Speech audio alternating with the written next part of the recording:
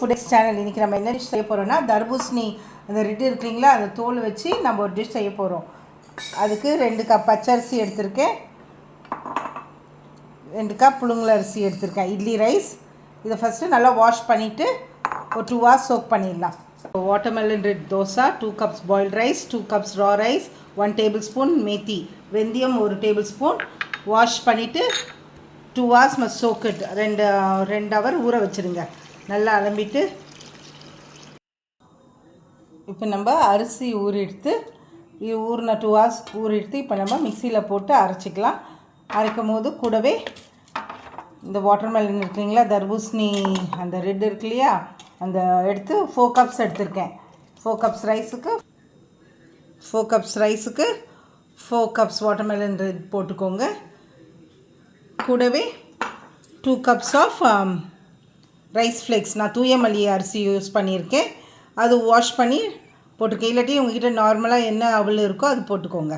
Piece ginger போட்டுக்கோங்க, இஞ்சி ஒரு பீஸ் போட்டுக்கோங்க, பச்சை மிளகாய் காரத்துக்கு ஏற்ற மாதிரி 3-4 பச்சை மிளகாய் போட்டுக்கோங்க. வாங்க அரைச்சிடலாம்.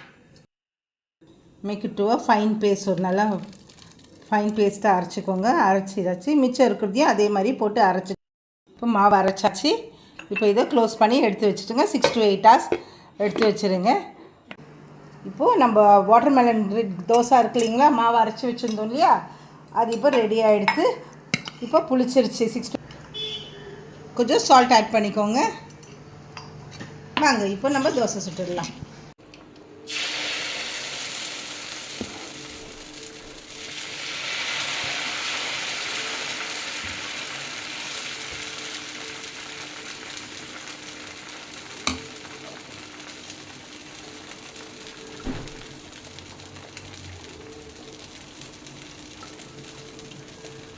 இந்த தோசையை பாருங்கள் நல்லா வந்திருக்கு.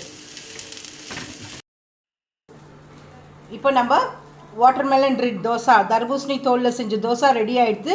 நான் இப்போ சட்னி சாம்பாரோடு வச்சுருக்கேன். நீங்கள் சட்னியோடையும் சாப்பிட்லாம். சாப்பிட்டு பார்த்துட்டு எப்படி இருக்குன்னு மறக்காமல் கமெண்ட் பண்ணுங்கள். ஃபுட் எக்ஸ் சேனலுக்கு லைக் பண்ணுங்கள், ஷேர் பண்ணுங்கள், சப்ஸ்கிரைப் பண்ணுங்கள். கூடவே அந்த பெல் பட்டனை ப்ரெஸ் பண்ணிடுங்க. தேங்க்யூ.